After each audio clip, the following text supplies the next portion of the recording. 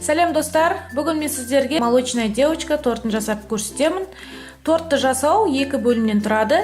Бірінші бөлімде бисквитті дайындап аламыз, екінші бөлімде кремді дайындаймыз.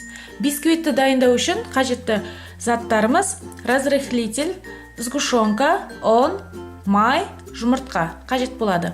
Ал екінші бөлімде крем дайындау үшін сахарная пудра, қант ұнтағы, сливки, творожный сырды қолданамыз. Достар, майды арнайы таразының көмегімен, ас өлшейтін таразының көмегімен өлшеп аламыз. Яғни ыдысты қояйық бірінші. Ыдыстың өлшемі шықты, оны біз өлшеп тастаймыз. Содан кейін бізге 100 грамм май қажет болады. Оны өлшейміз. Міне біздің майымыздың граммы 100 грамм болды. Осылай сіздер де өлшеп алсаңыздар болады. Таза ыдысқа 4 жұмыртқаны жарып, миксерден өткіземіз.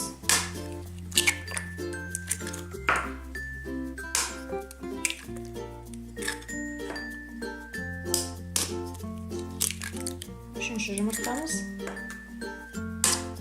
Төртінші жұмыртқа.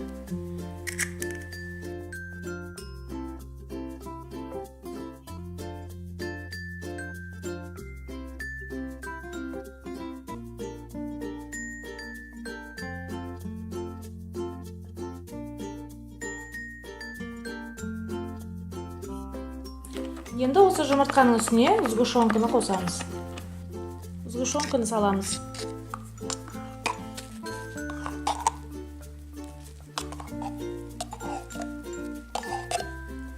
Яғни сгущенканы 400 грамм салуымыз керек. Яғни қазіргі қолымызда тұрған сгущенка 360 грамм. Сгущенка қоюланған сүтімізді жұмыртқаның үстіне салып миксерлейміз.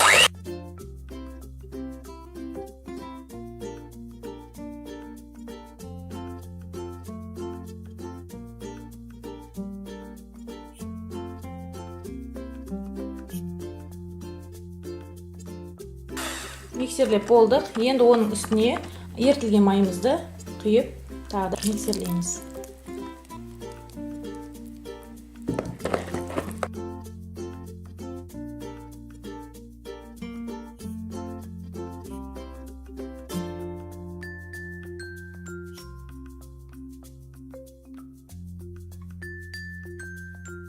Миксерлеп болдық. Енді ұнымызды дайындаймыз.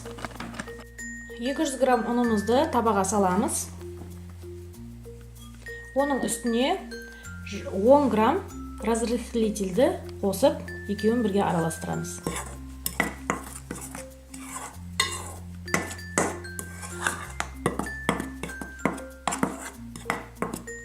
Араластырып болдық. Ендігі кезекте ұнды електен өткіземіз. Яғни илейміз.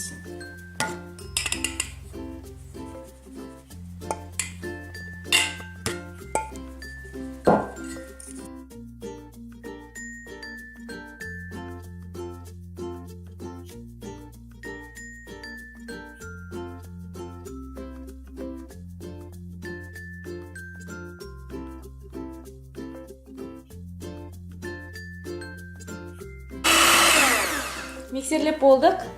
Біздің бисквитіміз қатты сұйық, немесе қатты қою болмауы қажет. Яғни осындай болу керек. Арнайы торт өлшегіштің көмегімен торттың өлшемін аламыз. Торттың өлшемі 20 см болу қажет. Қаламның көмегімен торт өлшегіштің ішкі жағынан өлшеп аламыз.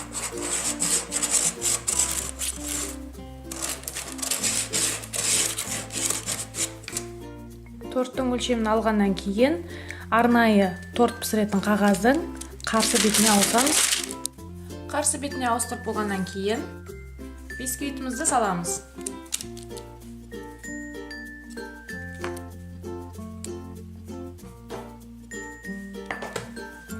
Мынадай құрал арқылы жан-жағына қарай таратамыз.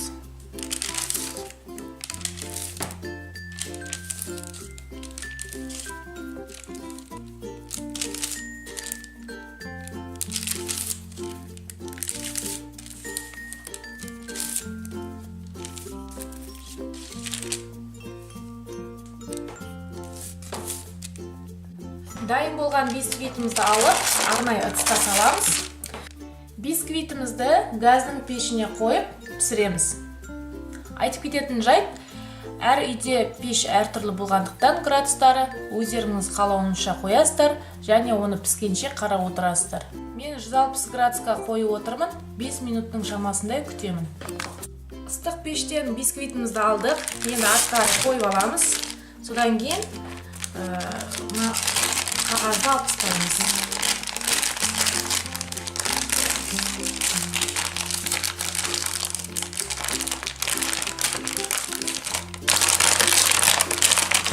Яғни осындай күйінде болды. Енді кремді дайындауға кірісеміз. Бізге сливки қажет, 33%. Енді осыны арнайы сұйық өлшейтін ыдыстың көмегімен 0,15 литр сливкиді құйып өлшеп аламыз. Арнайы ас үй таразысы арқылы творожный сырымызды өлшеп аламыз. Бірінші ыдысты қойып аламыз. Ыдыстың өлшемі 174, оны кетіріп тастаймыз да үстіне творожный сырды саламыз. Бізде творожный сыр 200 грамм болу керек.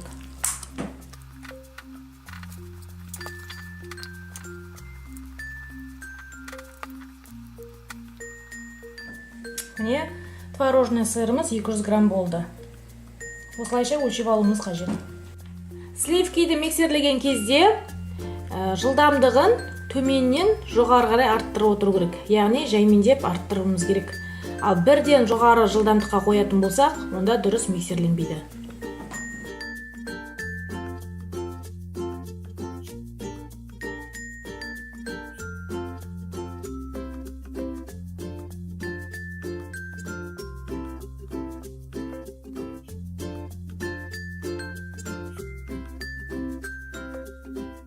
Сливкиді миксерлеп болдық. Енді оның үстіне творожный сыр саламыз.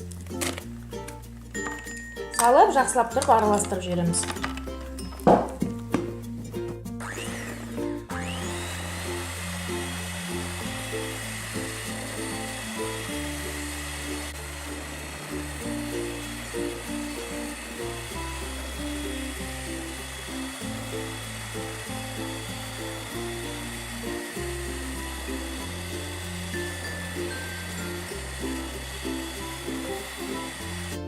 Творожный сырды араластырып болғаннан кейін, оның үстіне қант ұнтағын саламыз. Қант ұнтағы 150 грамм.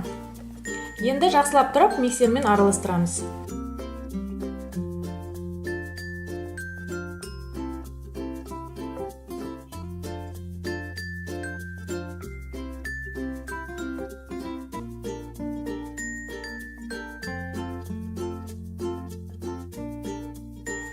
Ендігі кезекте торт өлшегіштің ішіне бисквиттерімізді салып, үстіне кремімізді саламыз.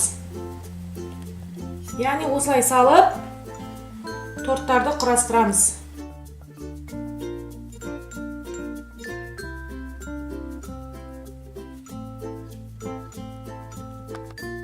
Кремді жағып болдық, енді үстіне келесі бисквитті саламыз. Осылайша үстіне крем жағып жалғастыра береміз.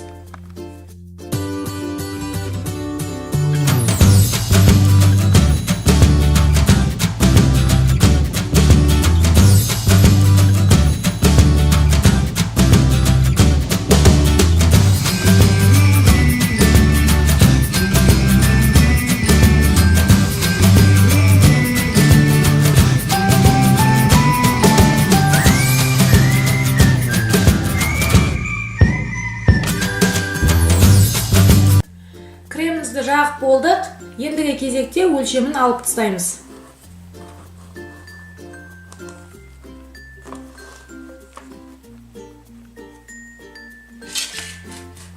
Ендігі кезекте кремді сыртына жағамыз.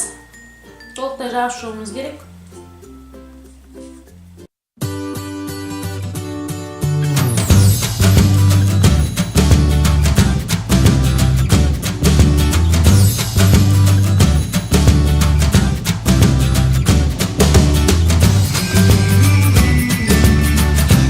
Тортымыздың бетін әсемдеу үшін біз шоколадты қолданамыз. Яғни 50 грамм шоколадты 10 грамм сұйық майға ертеміз. яғни осындай күйде болады. Одан кейін мынандай арнайы пакетті аламыз. Яғни бұл торттың үстіне жаңа шоколадты құю үшін стаканды алып, яғни бізге ыңғайлы болу үшін. Содан кейін мына шоколадты ыдысқа саламыз. Яғни пакетімізге саламыз. Стаканға орайтын болса, егерде ол ыңғайлы болады.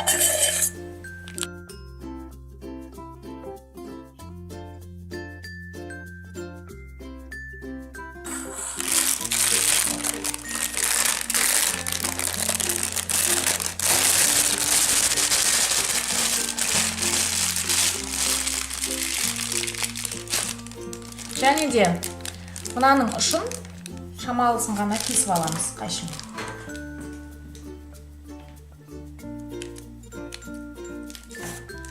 Шоколадымыз өте ыстық болмауы керек, себебі біздің тортымызды ертіп жіберуі мүмкін.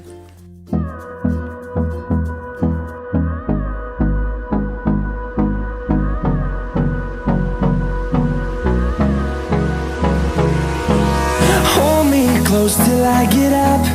Time is barely on our side. I don't wanna waste what's left. The storms we chase are leading us, and love is all we'll ever trust. Yeah, I don't wanna waste what's left. The storms we chase are leading us, and love is all we'll ever. Тортымыздың бетіне шоколад ертіндісін жағып болғаннан кейін тортымызды әсемдейміз. Енді мынадай шоколадтарды қолдануға болады. Яғни қазір ашып, 4 көшелек тураймыз.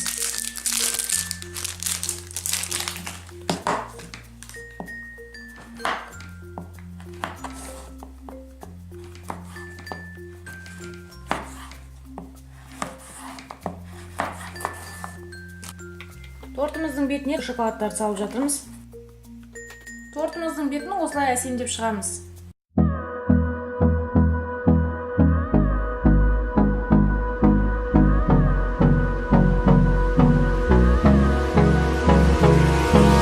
Hold me close till I get up. Time is barely on our side. I don't wanna waste what's left. The storms we chase are leading us, and love is all we'll ever trust. Yeah, I don't wanna waste what's left. The storms we chase are leading us, and love is all we'll ever trust. Yeah, no, I don't wanna waste what's left. Достар, бүгінгі жасалған молочная девочка торты дайын болды. Сіздерге ұнайды деп ойлаймын. Яғни сіздер де осылай тортты өздеріңіздің қалауыңыз бойынша әсемдеуге болады. Біздің жаңа видеоларды жіберіп алмас үшін міндетті түрде подписаться мәзірін басып, каналға жазылып кетіңіздер. Мына тұрған қоңырауша белгісін бассаңыздар, біздің видеоларды ең бірінші болып көресіздер. Бүгінгі осы, келесі кездескенше сау болыңыздар.